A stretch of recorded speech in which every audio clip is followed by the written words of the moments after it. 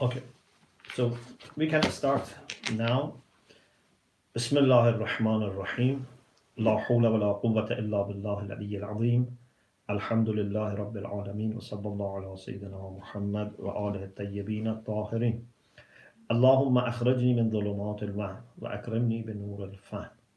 اللهم افتح علينا أبواب رحمتك وانشر علينا خزائن علومك برحمتك يا أرحم الراحمين. We said that management is a set of activities and procedures that involve planning, decision making, organizing, leading and managing human resources and natural resources in order to achieve our organizational aims and objectives in the most efficient way. This is our definition of management. We have already talked about planning and decision making. Inshallah, tonight we want to talk about how to organize our entity. Can be personal life, can be family life, can be community, can be a business, can be a society, a country, whatever is the issue that you try to manage. It needs always organization. We are not talking now about organization in the sense of you being organized with respect to your, for example, time. That is what we have already talked about it. This is mostly a matter of how to allocate tasks among people with whom you work. So, for sure, we need to do many different things. And these things sometimes are regular, sometimes these things may happen unexpectedly. There are things that may be periodical, something that can be annual, different things. For example, to prepare our financial account is annual. But for example, maybe sometime we need prepare report. Sometime maybe we need to make an evaluation of a market, whatever. So there are different regular or non-regular activities that we have to do, different tasks, and we cannot leave these to chance. Say, okay, whoever comes, pick up something and do it. No one does this. We need to have different people whose tasks are already defined. They are informed, and other people are informed inside the organization and outside the organization. They should know. Of course, sometimes maybe our policy is that people outside our organization only would contact one person. So they should know who is responsible for our public relations, for example. But sometimes the organization has different contact points. So people should know to whom they should refer. But certainly inside the organization, people should have clear idea who is responsible for what. But if we don't do this, what happens is that sometimes something is neglected, no one takes care of it, and sometimes too many people deal with something and they do it, in a parallel way, they duplicate, so their time is wasted, resources are wasted, and it's always two sides the same coin. It's normally together that when you do something too much or duplicate, you are neglecting other things. So a good manager or managerial team always make sure that the tasks are allocated clearly. What is this person's role? What is that person's role? But there is a problem that we have to avoid. And unfortunately, sometimes this happens, and this is very bad, especially in religious organizations, in any organization, but especially in religious organizations. That when some people, their tasks are defined, they relax about other things. And they think that they don't need to worry if they have done their own part. And if the person who is dealing with another issue is, for example, weak, is struggling, and needs help, they say, it's not my responsibility. Suppose we have a mosque, for example, we have a community center, I don't know, we have a school, we have a college, we have a university, we have a hospital, whatever.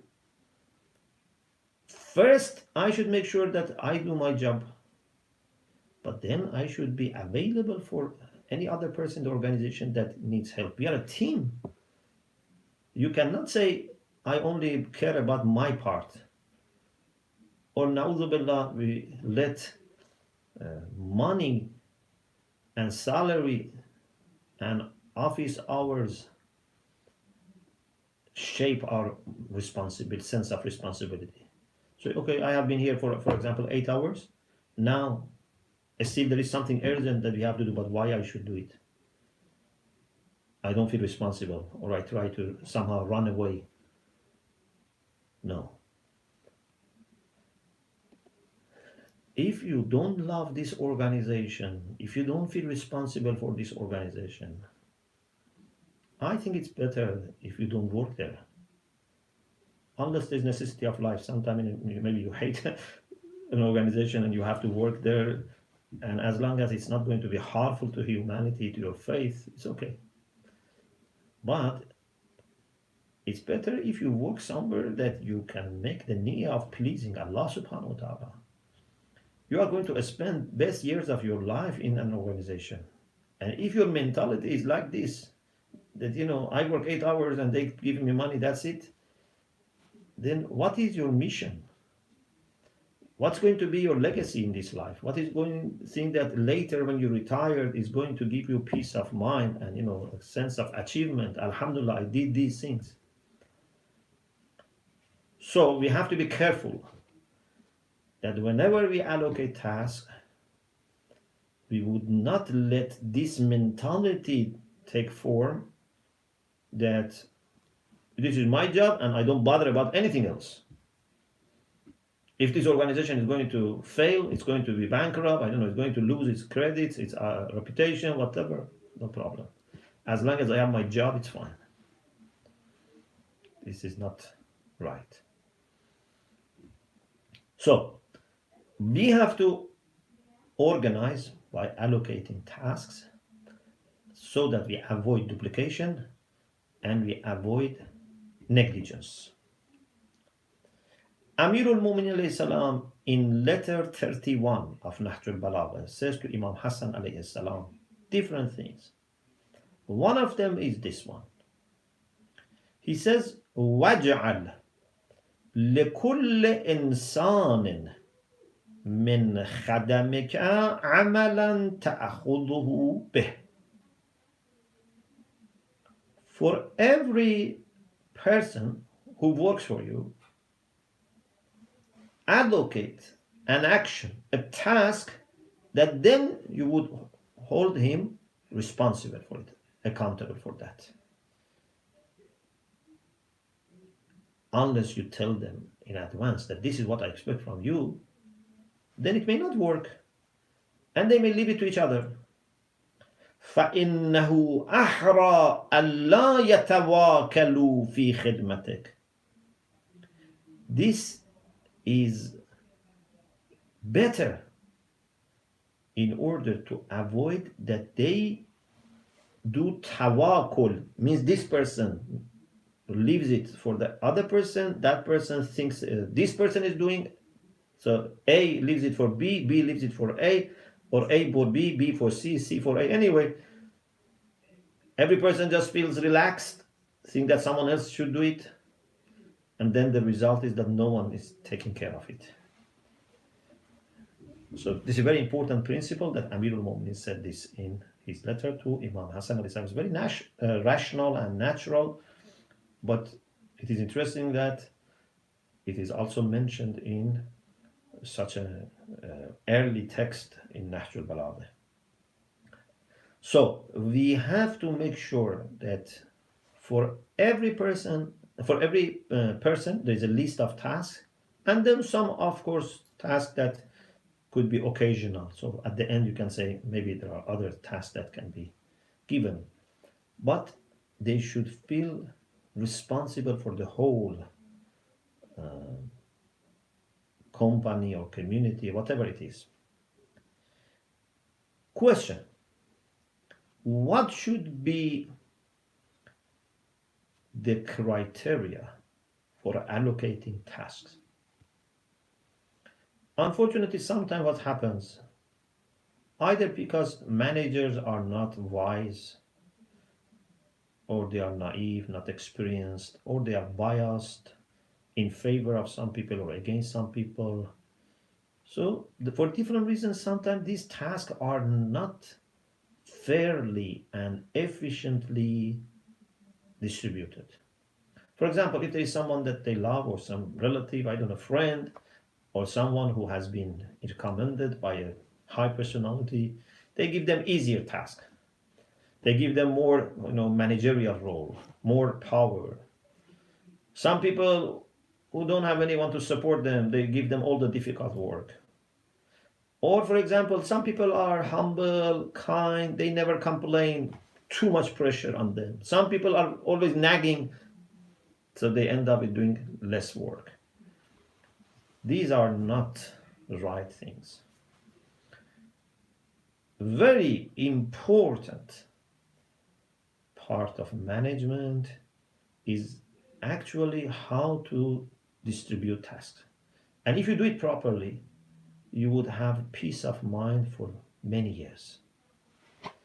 You should do it in the way that you consider few things. First, the interests of the organization, whatever it is, the community, is a mosque, the school, is a business, whatever. The aims that are defined. Of course, we already said that you should have aims which are valuable, not just money. But anyway, whatever aims are decided based on our criteria, you should see which person can help us in achieving those aims better. If we need someone for public relations, who is better for this?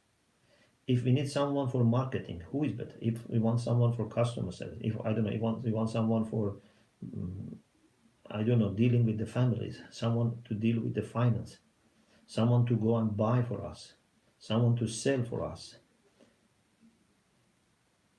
someone to do the educational side, someone to do the research side.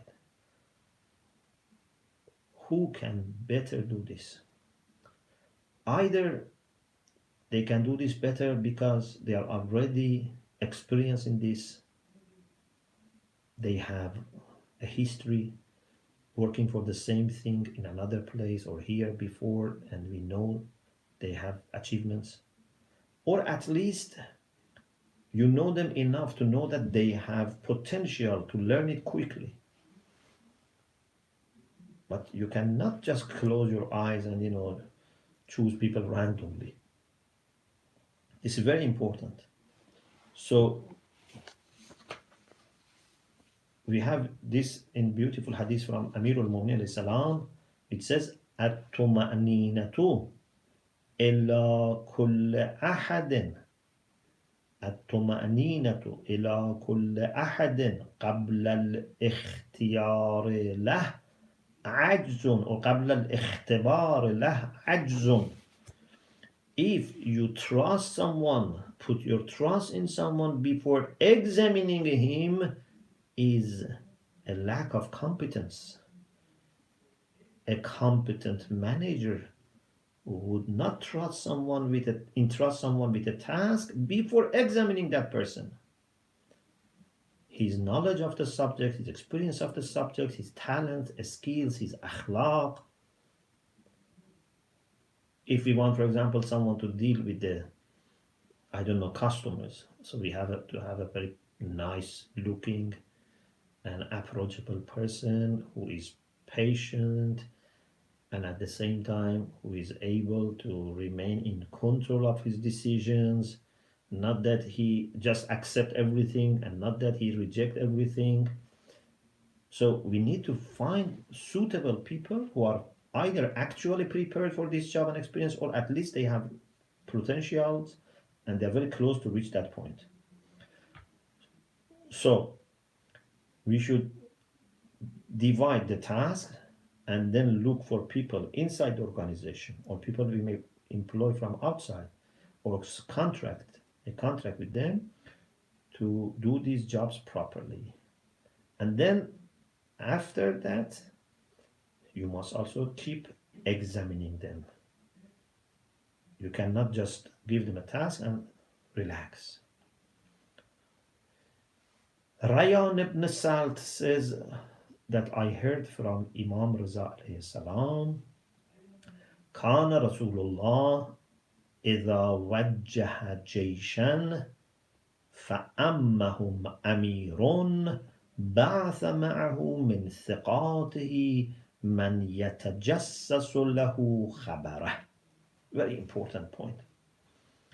He says Imam Raza alayhi salam said that when Rasulullah was sending an army and he was appointing someone as commander of that army, he was sending with that person some of his reliable people, thiqat, people that Rasulullah had trust in them, that would have an eye on this commander.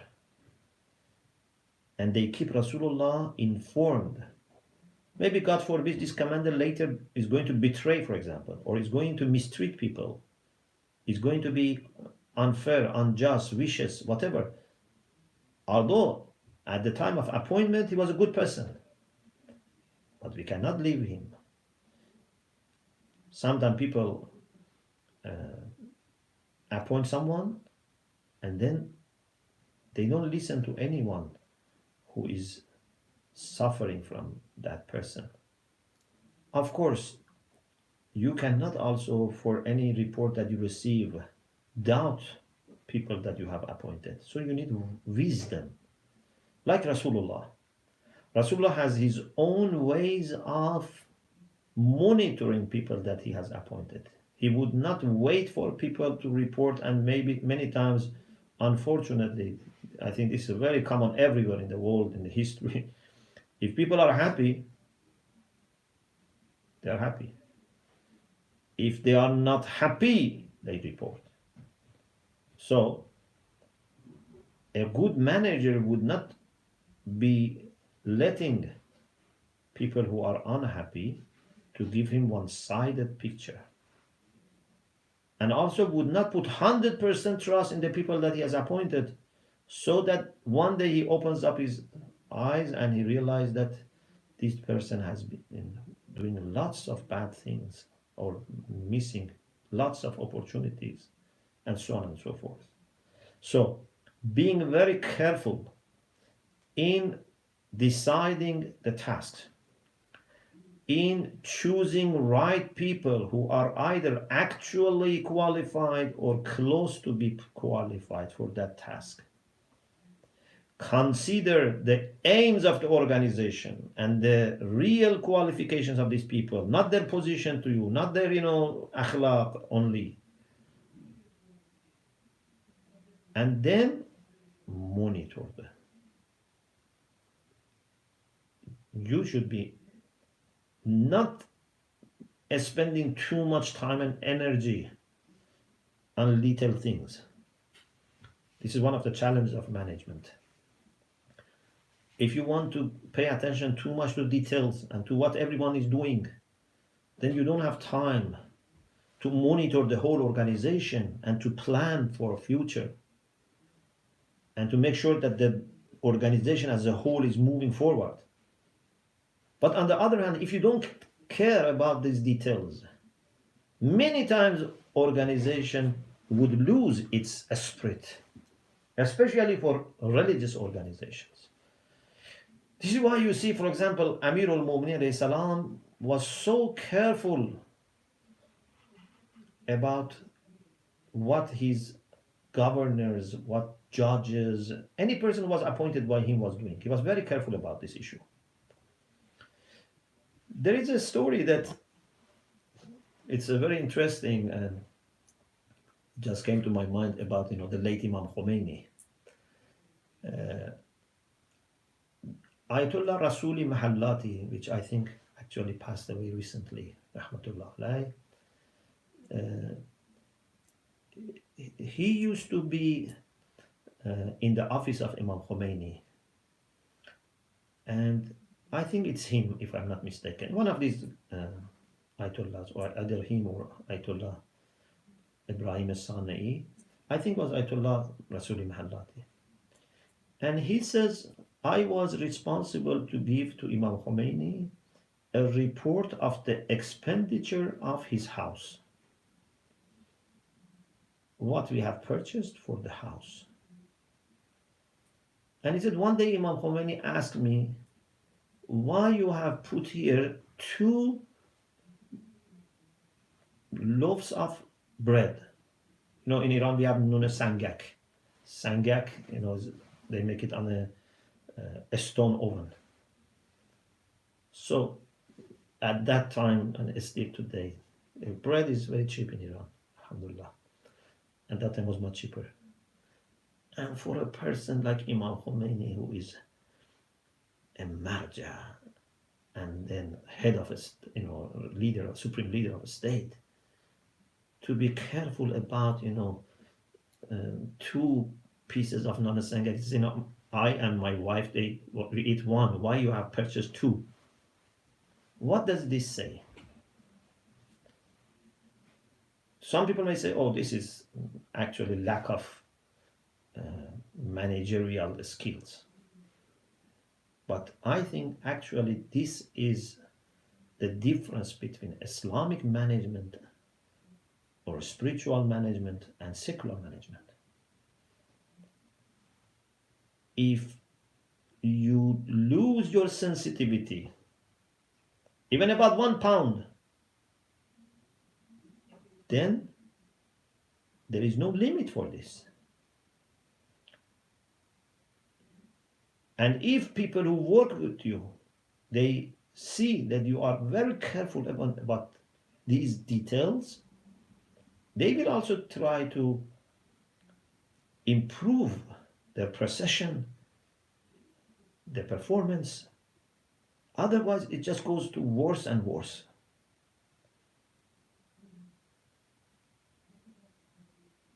So, when you want to make sure that organization is running Islamically, or morally at least, if you are not a religious, for example, person, or your organization is not a religious, but at least it has concept for morality, you have to find a balance between making sure that you take care of the strategic things, and long term you look after each departments and people, and don't go too much into details, and you don't bypass people who work under you. But at the same time, you must not live in your own world and not understand what people are doing there. Maybe someone is working very hard, maybe someone is not working, maybe someone is dealing with people in a bad way, someone is very nice. Amir al-Mu'minin says in Nahj al-Balagha, Muhsin and Musi should not be equal. Something in this line, لا يكونن المحسن والمسيء عندك سواء. Someone who is doing good, someone who is doing bad, they should not be equal. You should know who is doing good, who is doing bad, and then somehow appreciate the people who are doing good, and those who don't do good, you have to be taking care of them, and somehow bring them to the good track. Another thing which is very important is if in your organization we can have, depending on the size, one or more people who can be your helper, your wazir, your aide, people that you can trust them, you can keep asking their opinion, people who are not going to betray you, people who are not going to let you down. And these are the people that if you are not there, when you become ill or when you travel or you have another task, they can help you. And also when you are there as a team, you can boost the organization. This is very important.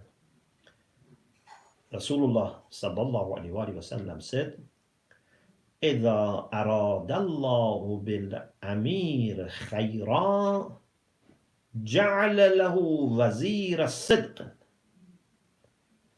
If Allah subhanahu wa ta'ala wills good for a commander or for an emir, it means like a person who is running a state or whatever, Allah will make for him an honest and truthful wazir available. جعل له وزير صدق. Someone who is honest and truthful, not someone who is just flattering. Sometimes we just look for someone who is flattering us. This is useless. It actually can deceive us. Yes, it is true that can help us with the pressure of the work, but it's not going to help us that much in the long term. We need someone who is truthful, who is honest. If I make something wrong, or he thinks I'm making something wrong, he tells me, then I can look into it. إن نسي ذكره وإن ذكر أعانه. If that Amir, if that leader, if that commander forgets, he would remind him. This wazir would remind him. And if he remembers, he would help him. So if I forget my duties, he would remind me. If I remember them, he would encourage me. He would emphasize, he would repeat, we would review, we would discuss. It's great. Even in family, it's very important that mother and father have this relation. That they support each other, they remind each other, they encourage each other. Not that they boycott each other and each of them tries to take the control, na'uzubillah. And this reminds us of the important du'as of Prophet Musa ala nabina wa alayhi salam. I'm sure you all thought of that du'a, that right at the beginning, as soon as Allah subhanahu wa ta'ala appointed Musa alayhi salam as his prophet and asked him to go and speak to Pharaoh and try to remind him and also save Bani Israel, he made beautiful dua. رَبِّ اشْرَحْ لِي صَدْرِي وَيَسِّرْ لِي أَمْرِي وَاحْلُلْ عُقْدَةً مِّن لِّسَانِي يَفْقَهُوا قَوْلِي وَاجْعَل لِّي وَزِيرًا مِّنْ أَهْلِي هَارُونَ أَخِي. He asked Allah subhanahu wa ta'ala for few things which are very important for any prophet, any leader, any guide, any manager. One is to have sharh sadr, to have large heart, to have open chest, so you don't lose your temper, you don't lose your patience quickly. Sometimes problems are not that big, but because my heart is small, I am in turmoil. We need to keep asking Allah for sharh sadr. If you have sharh sadr, you see that these are not that big problems. This is why Allah subhanahu wa ta'ala, as one of his blessings for Rasulullah, he says, Alam nashrah laka sadrak. Didn't we open up your chest? Therefore, Rasulullah had very large heart. Otherwise, the pressure was too much on Rasulullah sallallahu alaihi wasallam. Allah says in another place, لَقَدْ نَعْلَمُ إِنَّهُ يَضِيقُ صَدْرُكَ بِمَا يَقُولُونَ. We know that your chest is under pressure because of what they say. This man has come to take these people to virtues and to God, and they say, Na'udhu billah, he's a liar, he is a magician, he is mad. They make all these accusations against Rasulullah. They work with hypocrites and other enemies together. Lots of pressure on Rasulullah. But Allah gave him Shara Sadr. You don't see Rasulullah doing unwise things, saying unwise things, saying rude things, bad things, becoming angry. He's under pressure, but still calm. And so calm that he was listening to everyone. He was consulting people. He was not rushing people when they were talking to him. So, Sharh Sadr is very important. Musa alayhi salam asked for Sharh Sadr, and every manager needs this. وَيَسِّرْ لِي أَمْرِي. And please make my affairs easy. This means that affairs are not always coming with the fixed ease or difficulty. This is a very important point. There can be many different roads or routes or options. There can be shortcuts. You should think out of box. You should ask Allah for inspiration. You should ask Allah to bring forth for you easier options. It's very important. Sometimes something can take years, and in the end either doesn't happen or happens in a very bad way, and sometimes Allah shows a path that quickly happens. وَاحْلُلْ عُقْدَةً مِّن لِسَانِي يَفْقَهُ قَوْلِي. And a very important part of success for a leader, especially if they want to guide people, educate people, is to be able to communicate clearly so that they can understand. يَفْقَهُ. They can understand deeply my word. And it is amazing that how humble was Musa alayhi salam, that although he is a person who is chosen by God, and he knows the language of those people, he knows the mentality of those people, because they were either Bani Israel, who were his own people, or were Pharaoh and his people that he was brought up in the palace of Pharaoh. He knows their mentality, he knows the language, he knows the culture, he's receiving revelation, but still he's concerned about his ability to deliver the message of Allah. And it is not just that there was a problem on his tongue. I think it's much more important than that, because he says يَفْقَهُ قَوْلِي, doesn't say يَسْمَعُ قَوْلِي. It's not a matter of hearing me, it was a matter of deeply understanding me. And in another place he says that my brother Harun is أَفْصَحُ مِنِّي, is more eloquent. It's a matter of eloquency, not a matter of just uttering some letters or not. So to communicate so well that people would understand deeply, and وَاجْعَلْ لِي وَزِيرًا مِّنْ أَهْلِي, I need a helper. I cannot do this myself alone. I am humble. I know that this is a great task. I need a helper.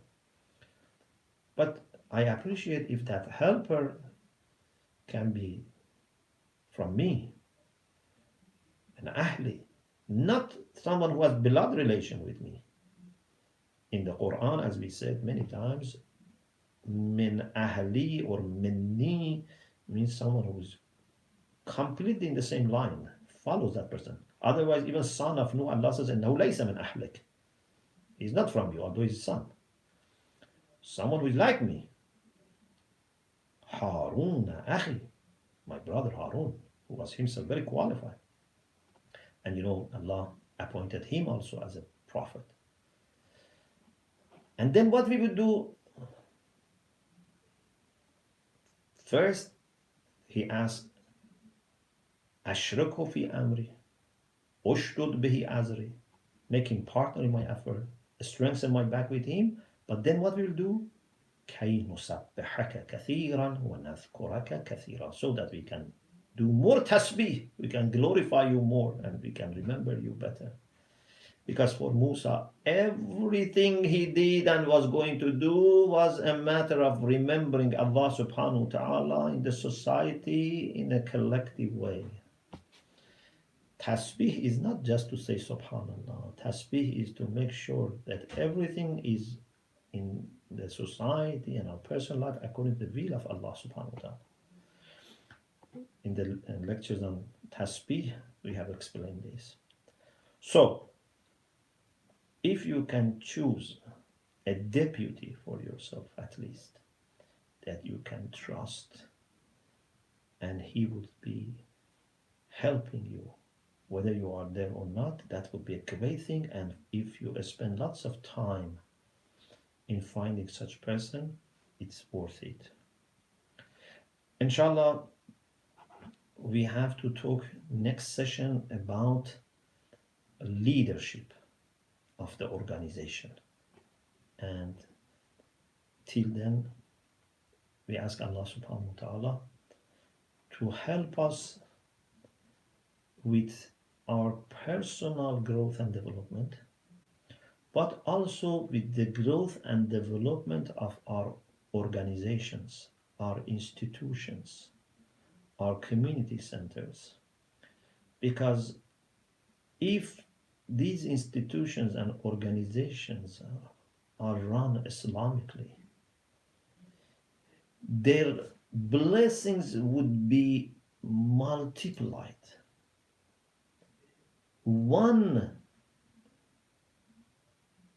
school, one madrasa, one mosque, one hawza, one hospital, one business, that from A to Z is run according to Islamic values,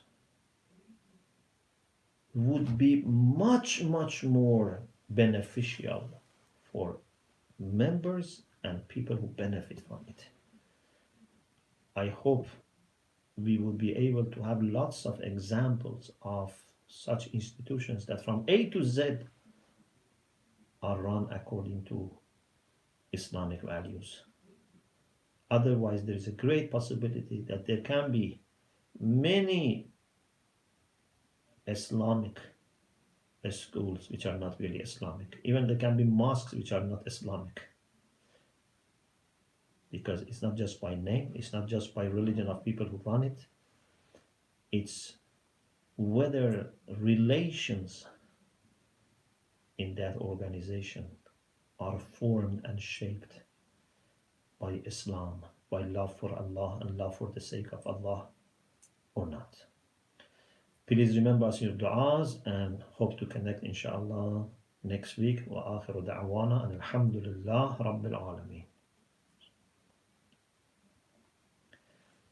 I wait for a minute.